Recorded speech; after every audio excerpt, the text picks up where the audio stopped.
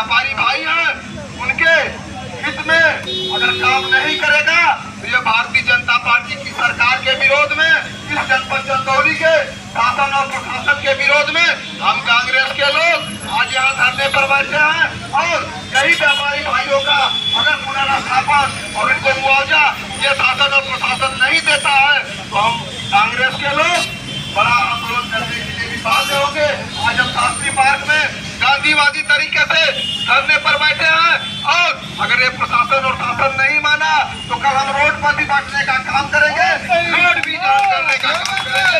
ये मैं यहाँ के शासन और प्रशासन को चेता देना चाहता हूँ। आप समझ जाओ और ये व्यापारियों का, किसानों का, नौजवानों का उत्पीड़न बंद करो। ये जो तुम इस मुगलसराय की धरती पर व्यापारियों के साथ अत्याचार जो कर रहे हो उस अत्याचार को बंद करो, और नहीं तो कांग्रेस के लोग चुप बैठने वाले नहीं हैं, इसका मुंह तोड़ जवाब देंगे और तुमको यहाँ घुटने पर ला करके खड़ा करने का काम करेंगे। ये मैं बता देना चाहता हूँ। और ये भारतीय जनता पार्टी की सरकार आप आंख उठा करके देख लीजिए, जब से इस शासन सत्ता में आई है लगातार व्यापारियों का उत्पीड़न, चाहे छोटे दुकानदार हो, मध्यम वर्गीय दुकानदार हो, उनका लगातार उत्पीड़न कर रही है। कैसे आप देख लीजिए, इसके पहले जीएसटी लगाकर गब्बर सिंह टैक्स लगा करके आपने ये भारतीय जनता पार्टी की सरकार ने गरीब व्यापारियों का, मध्यम वर्गीय व्यापारियों की कमर को तोड़ दिया और लगातार व्यापारियों पर अत्याचार कर रही है। उसी के साथ ये भारतीय जनता पार्टी की सरकार यहाँ किसानों पर लगातार अत्याचार कर रही है, नौजवानों पर अत्याचार कर रही है। आप नौजवानों की हालत देख लीजिए, उनको रोजगार तो मिलना दूर है, जो परीक्षाएं दे रहे हैं उस परीक्षाओं को ये भारतीय जनता पार्टी की सरकार पारदर्शी तरीके से नहीं करा पा रही है। आप देख लीजिए, नीट की परीक्षा भी हुई है और नीट की परीक्षा का पेपर लीक हो गया है।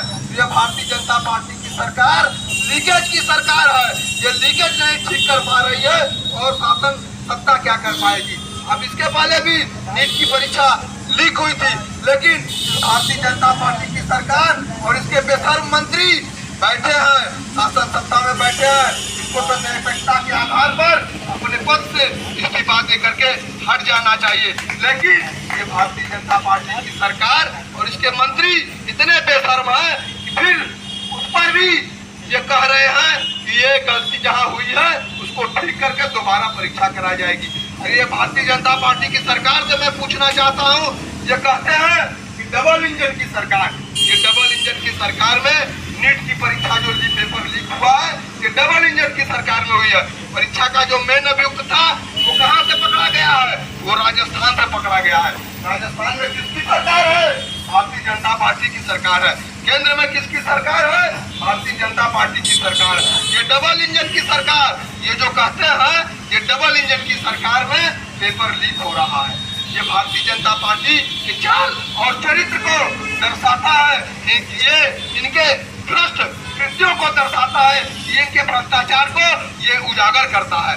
ये हमें और आपको सोचना है। हमारे भाई ने कहा, मैं उनकी बात को से सहमत हूँ कि ये भारतीय जनता पार्टी की सरकार जनता के वोट से नहीं सत्ता में आती है। ये अपने धन और तंत्र, अडानी का जो धन है और ये चुनाव आयोग ज्ञानेश कुमार का जो तंत्र है, ये दोनों काम करके भारतीय जनता पार्टी की सरकार को सत्ता में काबिज करता है। लेकिन इसके खिलाफ हमें और आपको खड़ा होने की जरूरत है, अपने हक और अधिकार के लिए लड़ने की जरूरत है। जब तक हम अपने हक और अधिकार के लिए लड़ेंगे नहीं, खड़ा नहीं होंगे, तब तक ये भारतीय जनता पार्टी की सरकार हमारे ऊपर, आपके ऊपर इसी तरह जुल्म और ज्यादती करती रहेगी। इसलिए हम आप सभी लोगों से ये अपील करते हैं, आप लोगों से ये निवेदन करते हैं कि अपने हक और अधिकार के लिए हमें लड़ना होगा।